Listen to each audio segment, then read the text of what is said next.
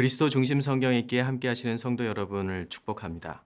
이번 시간에는 소선지서 중에서 요엘과 아모스, 오바댜에 대해서 알아보려고 하는데요. 먼저 요엘서를 함께 읽도록 하겠습니다. 요엘서를 쓴 요엘 선지자의 이름의 뜻은 여호와는 하나님이시다입니다. 요엘은 예루살렘에서 활동하였으며 그가 활동한 시기에 대해서는 학자들의 의견이 분분하죠.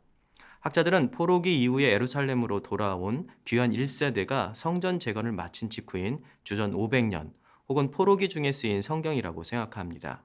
하지만 요엘서의 저작 연대와 관계없이 포로기와 그 이후에 황폐한 예루살렘에 돌아온 이 이스라엘 백성들은 동일한 감정을 가졌던 것 같습니다.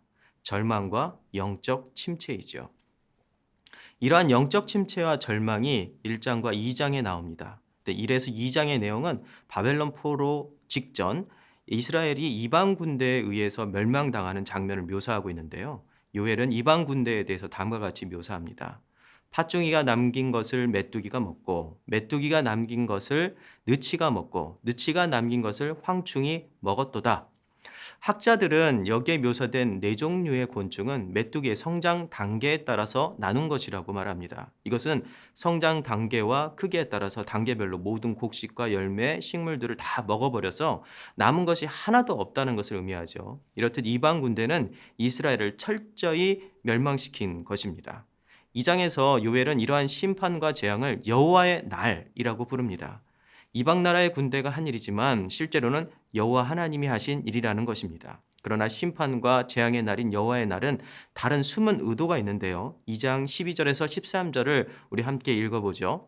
여호와의 말씀에 너희는 이제라도 금식하고 울며 애통하고 마음을 다하여 내게로 돌아오라 하셨나니 너희는 옷을 찢지 말고 마음을 찢고 너희 하나님 여호와께로 돌아올지어다. 여호와의 날은 이스라엘에게 단순한 심판과 재앙이 아니었습니다. 다시 돌아오라는 회개의 촉구의 메시지인 것이죠. 그리고 포로기 이후에 예루살렘으로 돌아온 이스라엘에 대한 예언을 담고 있는 3장 14절에도 여호와의 날이 나옵니다. 하지만 하나님과 관계없는 이방 나라를 향한 여호와의 날은 재앙과 심판입니다. 회개와 회복은 없죠. 이것을 통해 요엘은 여호와의 날이란 심판의 날에 그 이중성을 우리에게 가르치고 있는 것입니다. 신자들에게 심판과 고난은 하나님에게 돌아오라는 사랑의 메시지이지만 하나님과 관계없는 사람들에게는 두려움과 절망일 뿐이죠. 요엘서를 마무리하면서 요엘서 3장 16절을 함께 읽도록 하겠습니다. 여호와께서 시온에서 부르짖고 예루살렘에서 목소리를 내시니 하늘과 땅이 진동하리로다. 그러나 여호와께서 그의 백성의 피난처 이스라엘 자손의 산성이 되시리로다. 오늘 두 번째로 소개할 성경은 순서상 소선지서의 세 번째이며 동시에 세 번째로 소선지서에서 긴 아모스서입니다. 아모스는 주전 760년 여로보암 2세 때 북왕국 이스라엘에서 활동한 선지자입니다. 아모스는 목자이면서 뽕나무를 키우는 비교적 부유한 부농이었습니다. 하지만 하나님의 부르심을 받아 일정 기간 동안 선지자로 섬기게 되었죠. 아모스서 1에서 2장은 유다와 북왕국 이스라엘을 포함한 이방 나라들에 대한 심판과 죄에 대해서 기록하고 있습니다. 하나님은 정의롭지 않고 이웃을 돌보지 않는 이기적인 삶과 나실인과 예언자들을 핍박하는 것을 지적하시죠. 선지자를 향한 핍박은 아모스서도 예외가 아니었습니다. 또 아모스에게도 예외가 아니었죠. 7장에서 공식적으로 선지자로 활동하였던 아마시아는 아모스를 중상모략해서 내쫓으려고 합니다. 그러자 아모스는 자신의 선지자 활동에 대해서 다음과 같이 말합니다.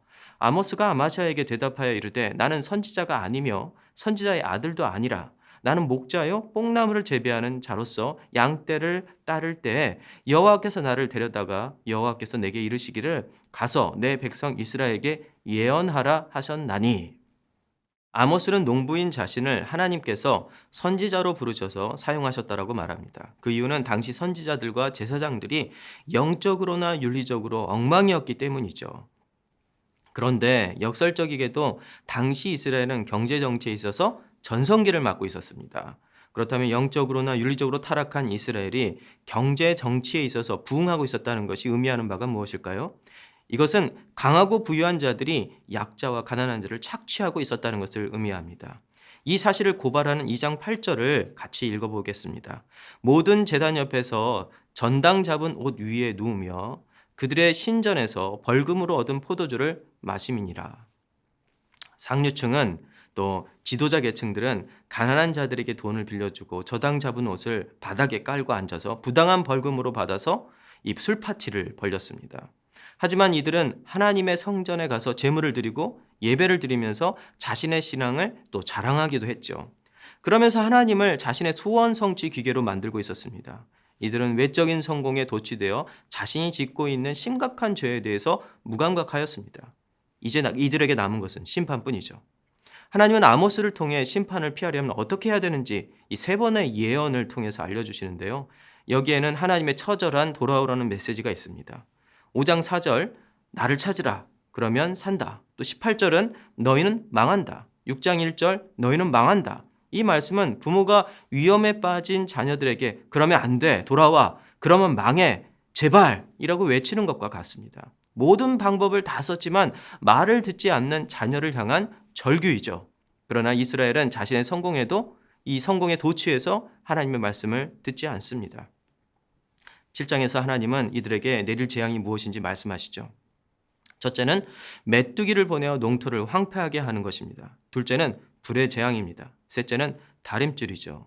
이것은 이스라엘의 죄를 측량하여 공의롭게 심판하시겠다는 것을 의미합니다. 넷째는 이들에게 임할 재앙이 영적이라는 것을 이 여름 가일의 환상을 통해 보여주십니다. 광야에서 사람들은 여름 가일로 육체의 갈증을 해소했습니다. 그러나 이들은 여전히 갈증에 시달릴 것인데요. 그 이유는 진정한 여름 과일이신 하나님의 말씀이 이들에게 없기 때문이라는 의미이죠. 다섯 번째는 성전이 무너지는 것입니다. 성전이 무너진다는 것은 하나님이 이들을 떠나실 것이라는 것을 의미하죠. 마지막으로 심판이 끝난 후에 하나님은 이스라엘을 통해 다시 하나님의 나라를 세우시리라고 예언하십니다. 하나님의 말씀 앞에 다시 돌아와 공의와 사랑을 실천하는 자들을 통해서 말이죠. 그리고 이들은 하나님의 말씀으로 단단히 뿌리를 내려서 다시는 하나님의 말씀에서 떠나지 않을 것이라고 예언합니다. 내가 그들을 그들의 땅에 심으리니 그들이 내게 준 땅에서 다시 뽑히지 아니하리라. 내 하나님 여호와의 말씀이니라.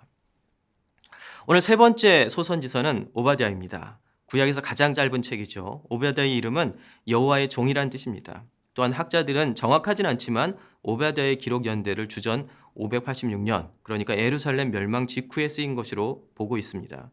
오바댜의 내용은 에돔과 모든 나라들에 대한 심판, 그리고 이스라엘의 회복을 담고 있습니다. 먼저 에돔은 야곱의 형 에서의 후손들로서 이스라엘과 에돔은 엄밀히 말해서 형제 나라였죠. 하지만 이들은 남보다 못한 관계를 보일 때가 많았습니다. 모세와 이스라엘이 이집트에서 탈출하여 가나안 땅에 들어가기 위한 최단거리인 지금의 요르단 중부의 이 산맥 동쪽에 나 있는 왕의 대로를 이용하고자 했습니다. 그러나 에돔 왕은 이것을 거절했습니다.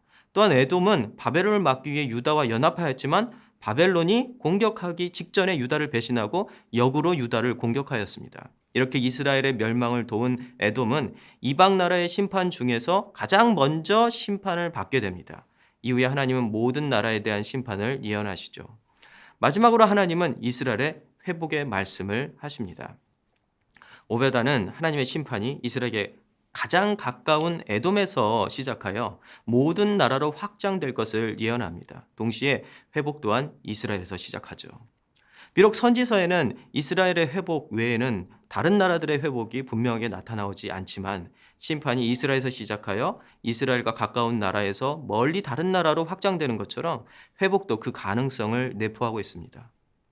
여러분도 잘 아시겠지만 오순절 마가의 다락방에서 성령이 임하셨을 때 마가의 다락방에 있던 그 기도하던 예수님의 제자들은 밖으로 뛰쳐나가서 예루살렘에 와 있는 사람들에게 복음을 전하였죠.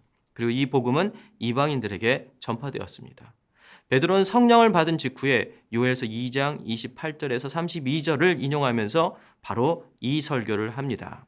이는 곧 선지자 요엘을 통하여 말씀하신 것이니 일러스되 하나님이 말씀하시기를 말세에 내가 내 영을 모든 육체에 부어주리니 너희 자녀들은 예언할 것이요 너희 젊은이들은 환상을 보고 너희 늙은이들은 꿈을 꾸리라. 그때 내가 내 영을 내 남종과 여종들에게 부어주리니 그들이 예언할 것이요 또 내가 위로 하늘에서는 기사를 아래로 땅에서는 징조를 베푸리니 곧 피와 불과 연기로다. 주의 크고 영화로운 날이 이르기 전에 해가 변하여 어두워지고 달이 변하여 피가 되리라. 누구든지 주의 이름을 부르는 자는 구원을 받으리라 하였니라. 결국 회복의 복음은 이스라엘 사람만이 아닌 이방 사람에게도 전해질 것입니다. 그리고 그 길을 우리 주 예수 그리스도께서 십자가의 죽음과 부활을 통해 활짝 여셨죠. 이 사실을 믿는 모든 자에게 요엘서에서 약속한 성령이 임할 것을 믿습니다. 아멘.